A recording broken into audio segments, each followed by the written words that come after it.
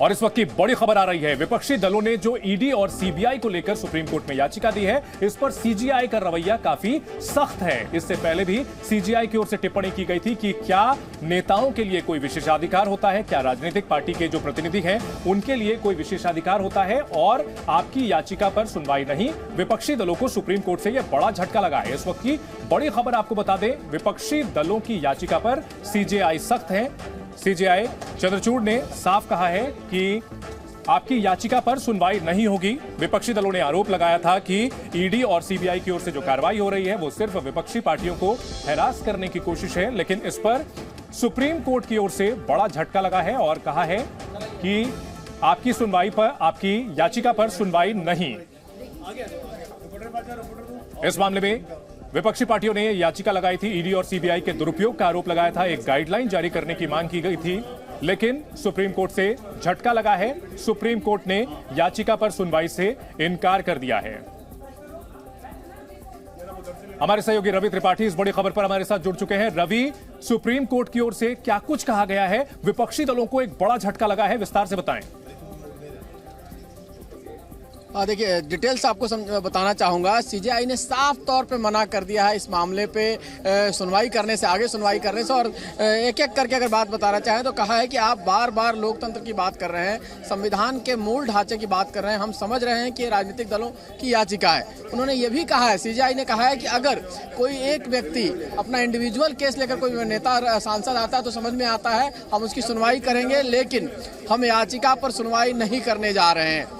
साफ तौर पर उन्होंने कहा है कि आप किसी एक केस व्यक्ति विशेष को लेकर आए तो समझ आता है, आप सब राजनेताओं को लेकर बात रख रहे हैं। एक बार को आदमी को कहें कि कोर्ट में नहीं आ पा रहा है तो समझ में आता है, पर नेता अपने केस में कोर्ट ना आ पाए ये संभव नहीं है। साफ तौर पे आप कोई पार्टिकुलर केस लेकर आए, उसमें दावा कर रहे हैं कि गाइडलाइंस का हनन हो रहा है, तो हम जरूर सुनेंगे, लेकिन हम कोई गाइडलाइंस जारी नहीं कर सकते। उन्होंने साफ साफ बोला है कि आप सजा को कम करने की जो बात कर रहे हैं कि 7 साल की सजा से कम हो तो उसमें जेल नहीं हो, तो इसमें ये कानून बनाना हमारा काम नहीं है, विधायिका का काम है, यानी संसद का काम है, और विधानसभा का काम है, हम उसमें दखल नहीं दे सकते।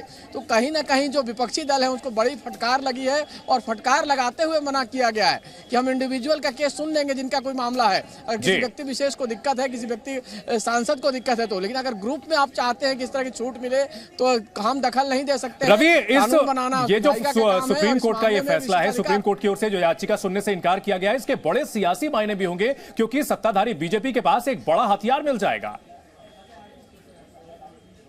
बिल्कुल बिल्कुल, देखिए मैंने कहा नहीं, थोड़ी देर पहले मैंने कहा था कि 2 दिन पहले ही प्रधानमंत्री ने साफ तौर पे कहा, सीबीआई के कार्यक्रम में कहा है कि जो भी दोषी है, जो करप्ट है, उनके खिलाफ कार्रवाई कीजिए, चाहे वो कितना भी बड़ा क्यों ना हो। और इस सब सारे मामले को लेकर चूंकि ईडी और सीबीआई के जिस तरह से कार्रवाई चल रही है, छापेमारी चल रही है, उसको सरकार जानबूझ के कर रही है, ये कहकर जो हमला किया जा रहा था। और चुनावी साल है, देखिए अभी कर्नाटक में चुनाव होना है, इसके अलावा मध्य प्रदेश, छत्तीसगढ़, राजस्थान में चुनाव होना है, और साल भर के अंदर में, लगभग साल भर के आसपास में लोकसभा चुनाव होना है।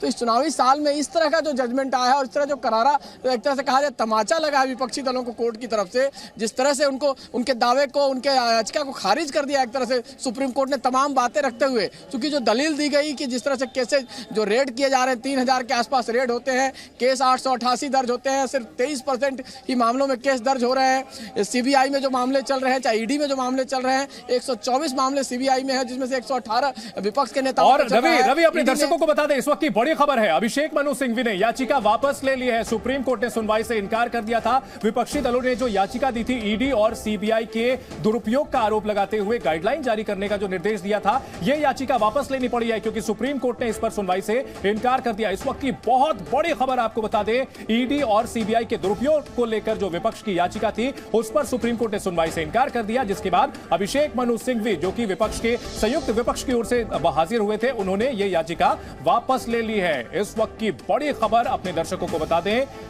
ईडी और सीबीआई के दुरुपयोग को लेकर जो गाइडलाइंस बनाने की मांग रखते हुए याचिका सुप्रीम कोर्ट में दी गई थी, सुनवाई से सुप्रीम कोर्ट ने इनकार कर दिया और यह याचिका विपक्षी दलों की ओर से वापस ले ली गई है। रवि, बहुत बड़ा फैसला, इसके बहुत बड़े मायने होंगे और आने वाले दिनों में इस पर सियासी घमासान होना तय है।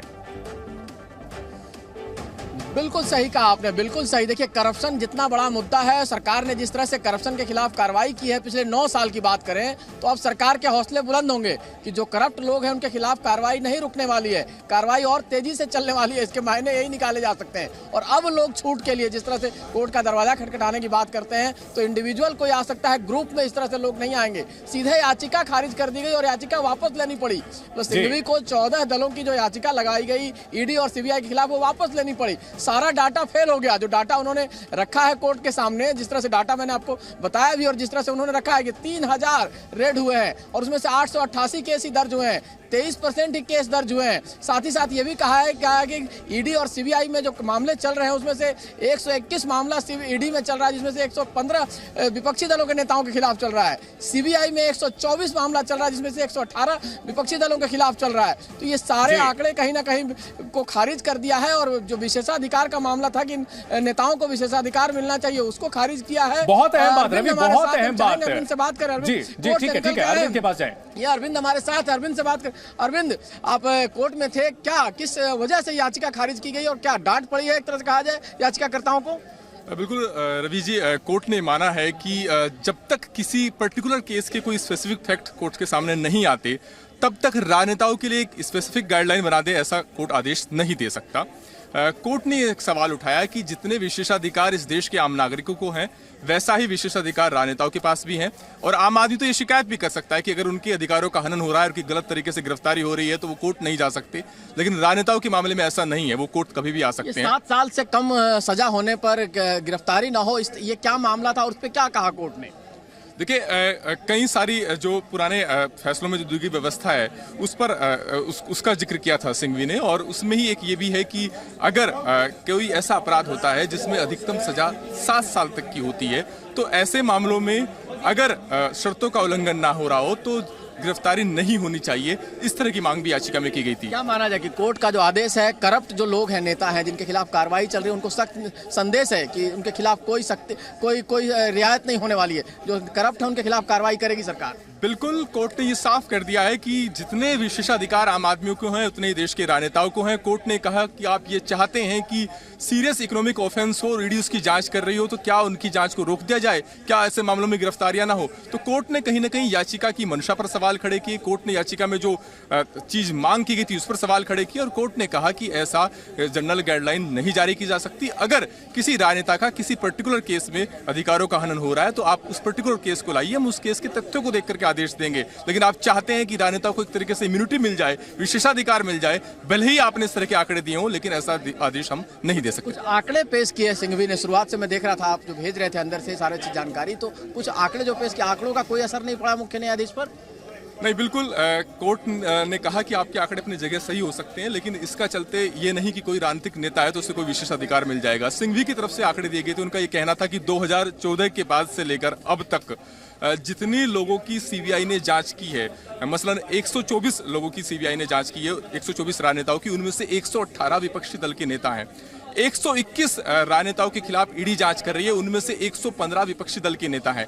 यानी तकरीबन सीबीआई और ईडी की जांच के जो रडार पर जो राजनेता हैं, उनमें से 95% राजनेता जो है विपक्षी दल के हैं। मैसेज क्या मिला इसका मैसेज साफ है कि जो करप्ट नेता है उनके खिलाफ कार्रवाई करे सरकार, उस पर कोई सुप्रीम कोर्ट दखल नहीं देने वाला है। देखिए, कोर्ट का मैसेज साफ है कि कोई विपक्षी दलों को, नेताओं को, कोर्ट ने कहा कि अगर आपको लगता है कि विपक्षी नेताओं का दायरा सिकुड़ रहा है तो ये बात के लिए राजनीतिक पटल है, कोर्ट नहीं है। कोर्ट का ये कहना साफ है कि कोई पर्टिकुलर केस आया है उसको हम सुन सकते हैं, लेकिन राजनेताओं को विशेषाधिकार नहीं दिया जा सकता। और कोर्ट का इस मायने में ये भी साफ है कि जांच एजेंसियां जिस तरीके से काम कर रही हैं वो वैसे जांच कर सकती हैं। उन्होंने कहा भी कि गाइडलाइंस बनाने का काम हमारा नहीं, हम गाइडलाइंस नहीं बनाएंगे, आपको विधायिका में जाना होगा, विधायिका का काम है गाइडलाइंस बनाना, और कानून में अगर बदलाव करना है तो विधायिका का काम है। ये किस मसले को लेकर कहा?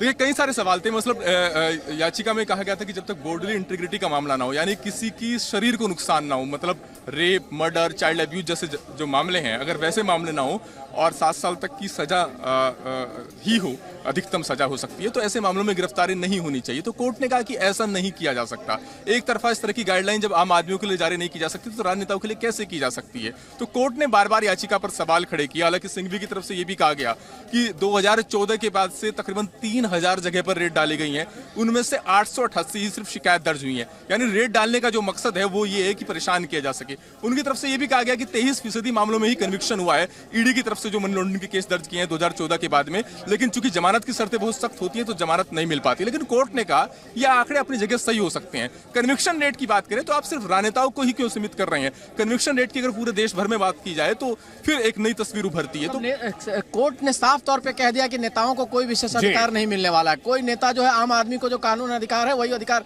राजनेता को है। बिल्कुल, चीफ जस्टिस डीवाई चंद्रचूड़ ने सुनवाई के दौरान कई बार इस बात को दोहराया है कि राजनेताओं को कोई विशेषाधिकार नहीं दिया जा सकता। हम ये गाइडलाइन नहीं जारी कर सकते कि किसी तरीके से उनको जांच में या फिर गिरफ्तारी के दौरान कोई विशेषाधिकार मिले, वो जांच या गिरफ्तारी से बच सकें। जितना इस देश के आम नागरिक को अधिकार हासिल है वही राजनेताओं को। सुना आपने कि तमाम सारे मामले जो डिटेल्स थे सारे अरविंद ने बताए, और बड़ी फजीहत है। याचिका वापस लेना, ये बहुत कम केसेज होते हैं जिसमें याचिका तक आपको वापस लेनी पड़े। बिल्कुल, याचिका वापस लेनी पड़ी है रवि। और बहुत अहम बात जो सीजेआई ने साफ कही है कि जैसे एक आम नागरिक को अधिकार है वैसे ही राजनेताओं के पास भी अधिकार है। कोई विशेषाधिकार राजनेताओं के पास नहीं है। विपक्षी दलों ने ईडी और सीबीआई के दुरुपयोग को लेकर जो याचिका दायर की थी उन्हें वापस लेनी पड़ी है, क्योंकि सुप्रीम कोर्ट ने उस याचिका पर सुनवाई से इनकार कर दिया, कोई गाइडलाइन भी बनाने से इनकार कर दिया। बहुत बड़ा झटका विपक्ष को लगा है। जी न्यूज़।